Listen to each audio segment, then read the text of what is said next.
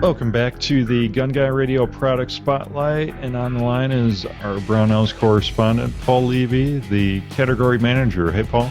Hey, Jake. How's it going? It's going great, and this week I guess we're back into the AR-15 theme. Yep, back into AR-15s. Some of the key tools you need to work, if you're going to work with an AR-15 anyways. I know we talk about AR-15s a lot, but these are kind of the fundamental tools if you plan on getting into building your AR-15, especially barreling an upper or working on your lower receiver. If you buy a stripped lower and a lower parts kit, you probably need some of these tools. So what we got is the AR-15 critical toolkit.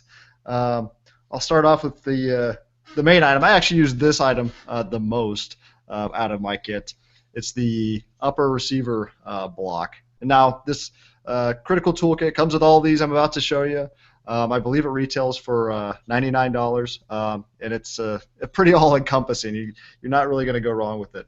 But this is essential basically for installing a barrel or a new handguard on an upper receiver, and even, well, flash hiders and muzzle devices, and to that extent, gas blocks. It makes life a lot easier if you can clamp the upper in a block like this. You're not torquing it, doing anything goofy with the upper receiver, which is soft aluminum. You clamp on the side without this block or something silly, you're going to crush it or destroy it. And on that note, I brought in a raw upper here so you can kind of contrast and actually see the parts and how they're used. With the block, it does come with an insert to prevent crush into the upper receiver. So before you clamp the block on, insert this and then place the block over, just so you're not crushing the aluminum walls of the upper, and then you have a worthless upper receiver. Then you have a nice paperweight. It's that's how you make it match grade fit, right? Yeah, it'll definitely be tighter. Not necessarily. It's probably not a good tight, but you'll see here the block is cut out.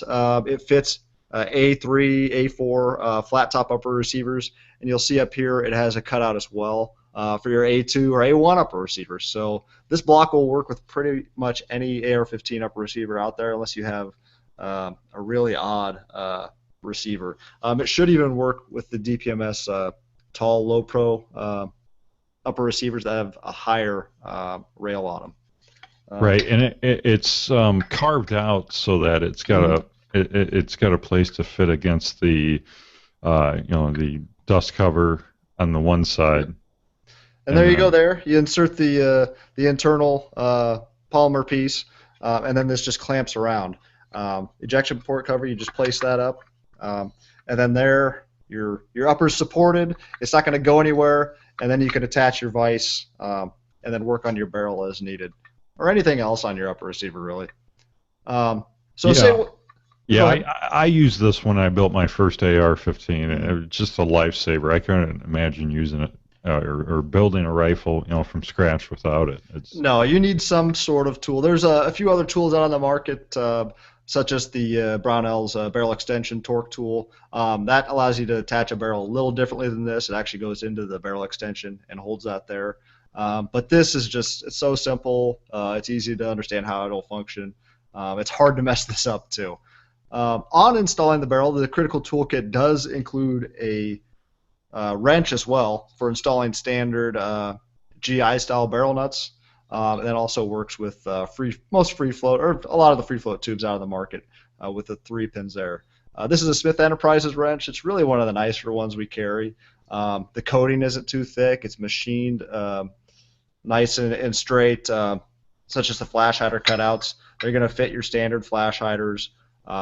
This is a 1/2 inch here, I believe. Maybe a little wider for the flash hiders. And this is for the stock extension on an A2.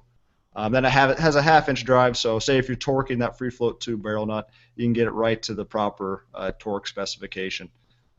Same with the GI barrel nut if you torque it down to a given specification.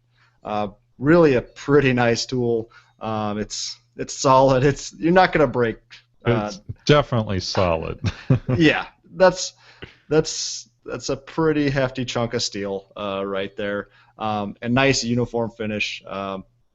really, yeah, pretty handy. Yeah, So you, if you need a hammer, you could probably use that in a pinch too. yeah, and I've used a hammer on these before just to break a barrel nut off, and whacked it a bit, and yeah, you're not gonna damage that wrench. Um, as for while we're on the receiver blocks, it does come with a lower receiver block as well. So in the critical toolkit, you have the upper receiver block and the wrench, and then you have the lower receiver block, which the lower receiver just inserts over this. The lower half is held in your vise, and then you can install pins, take out triggers, do whatever you need on your lower receiver. Put on a new stock. This is primarily what I use this for, is swapping out stocks or torquing the stock down. Because without that, it's on your bench. It's sliding around. You're marring your lower receiver. Basically, if you have any of these tools, you're not going to be marring up any of your parts. You can install them correctly and get it done the right way.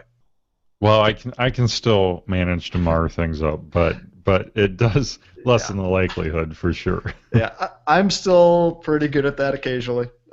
We do sell brass punches, so maybe that's something you should invest in, the non-marring punches. And then while you're using that, you can also use this roll pin punch. This is used for installing the bolt catch roll pin. So on the lower receiver, on that front portion of the mag well that's a little wider, you can come in from the front and actually get that pin in versus going from the rear, which you need a longer pin or a punch, and then you run the risk of basically this eliminates any possibility of marring your receiver when you're putting in that bolt catch roll pin. So really pretty handy. Still a good idea to put some electrical or some painter's tape on it. Yeah, definitely. But that's actually my favorite part in the kit is that punch, because you can use that for more than just that. Oh yeah. I mean, you can use it for almost all the punches on the lower. So. Yep, and you can see there how it's cut out, so you can make it around that raised portion on the lower. And then also, there's this. Say you're taking out a front pivot pin on a lower receiver. This little looks like an Allen wrench. Essentially, is an Allen wrench, just ground.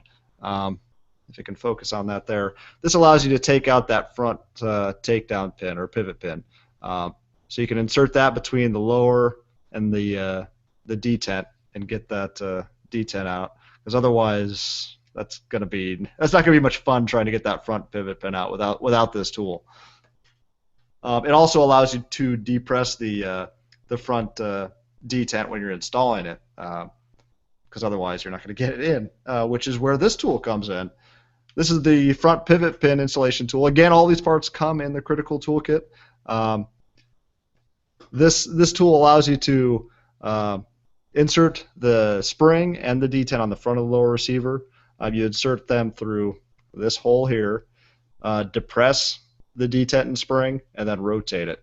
Then all you have to do is slide the new pin in through the side while this goes out, and it's retained. It'll click in place, and you're good to go. You're ready to assemble your rifle from there. Or go ahead, or you can go from there and scratch up other parts of your rifle. Yeah, see, that works way better than the way I did it the first time. So. Yeah, I've done it without this, and it takes some time. There may be some swearing involved. This will you might be on your hands and knees on the carpet looking for the detent and the spring and it'll save you the cost of buying replacement springs. Right, that's for sure. Yeah.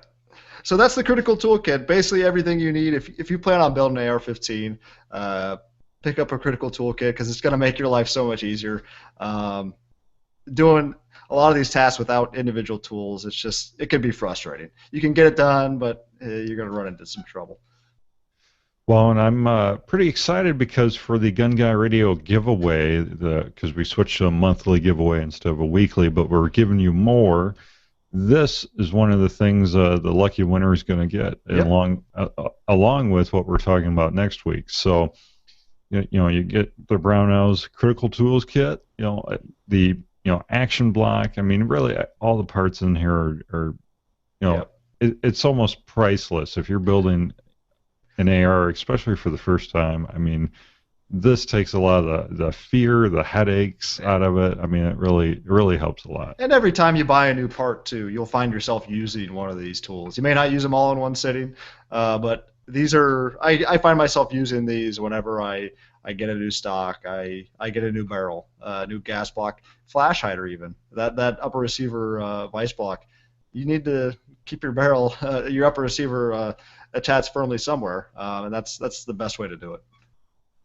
Well, very cool. If you want to check out the Brownells Critical Toolkit, we'll have a link in the upper right-hand corner of this video, so you can click the Buy at Brownells link, or in the show notes on GunGuyRadio.com. Well, thank you, Paul, so much, and we'll talk to you next week. All right, talk to you then.